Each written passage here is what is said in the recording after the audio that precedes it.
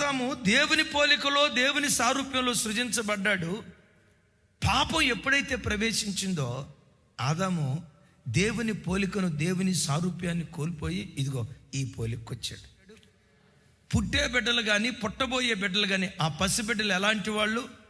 ఒక మాటలో చెప్పాలంటే పసిబిడ్డలు దేవుడు ఎలాంటి వాడో పసిబిడ్డలు కూడా అలాంటి వాళ్ళు. అందుకనే ఎప్పుడు పెద్దలు ఒక మాట అంటారు కదా, పసిపిల్లలు దేవునితో సమానం. నిజమే. ఒక తల్లి ముఖం అందమైన ముఖం, అంత అందమైన రూపం మీద యాసిడ్ పూస్తే నీ స్వభావం మంచిదే, కానీ నీలో పనిచేసే పాపం ఉందే ఒక వ్యక్తిని వికృతమైన వాడిగా మార్చింది. ఇంకా మీకు అర్థం కావటానికి చెప్తాను అమ్మా. మీ పిల్లలు 1వ తరగతి చదివేటప్పుడు 2వ తరగతి చదివేటప్పుడు చక్కగా మీ పక్కలో పండుకునేవాడా లేదా? డాడీ డాడీ అని మీ కొంగు పట్టుకొని తిరిగేవాడా లేదా? ఆయన అడిగితే మీ హీరో ఎవరై అంటే మా మమ్మీ డాడీయే అంటారు.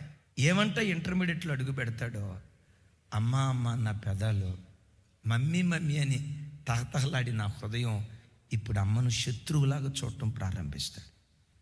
ఎందుకు వాడు శత్రువులాగా చూశాడు? అమ్మా నాన్నల ప్రేమలో ఏమైనా తేడా వచ్చిందా? ఎంత కూడా వాళ్ళ ప్రేమలో తేడా రాలేదు, వాళ్ళు మారలా. ఇప్పుడు మారింది ఎవరు? వీనిలో ప్రవేశించిన పాపం ఉందే. ఒకప్పుడు అమ్మా అమ్మ అమ్మ అమ్మని ఆ ప్రేమించే ప్రేమతో కూడుకున్న స్వభావం ఇప్పుడు ఎందుకు ద్వేషంగా మారిందో తెలుసా?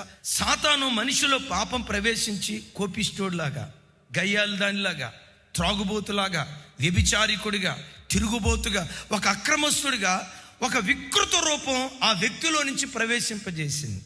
నేను ఎట్టివాడినో నా బిడ్డలు అట్టివారై ఉండాలని ఆది నుండి ఏదేను తోటలో ఆదాము కాలం మొదలుకొని టిల్ డేట్ ఎప్పటి వరకు దేవుడు చేయని ప్రయత్నం అంటూ లేదు. మరి దేవుని ప్రయత్నం సఫలమైద్దా? 100కు 100 పాళ్ళు సఫలమైద్ది. సఫలం అవ్వాలంటే నంబర్ 1 మొట్టమొదట నువ్వు అవకాశం ఇవ్వాలి. వద్దు ప్రభా, నా స్వభావం మార్చుకోవాలి, నా గర్వాన్ని బట్టి అమ్మ ఏడుస్తుంది, నా చెడు వ్యసనాలను బట్టి భార్య అల్లాడిపోతుంది, అసలు వీళ్ళని నేర్పించడం కాదయ్యా, నా కొరకు ప్రాణం పెట్టిన నిన్నేర్పిస్తూ ఉన్నా. వాటన్నిటికి మించి నన్ను పరలోక రాజ్య వారసునిగా చేయటానికి భూలోకానికి దిగొచ్చి సొగసైన స్వరూపమైన లేనివానిగా నాకు నీ సొగసుని ఇవ్వటానికి, నీ సారూప్యాన్ని ఇవ్వటానికి శిలువ మ్రాను మీద సర్వాన్ని కోల్పోయినా నిన్ను నేను ఏడ్పిస్తున్నా. వద్దు ప్రభా, నన్ను మార్చవా? మొదట దేవునికి నువ్వు అవకాశం ఇస్తే బండరాతిని కూడా అద్భుతమైన కళాఖండంగా మార్చుటకు దేవుడు శక్తి కలిగిన వాడు.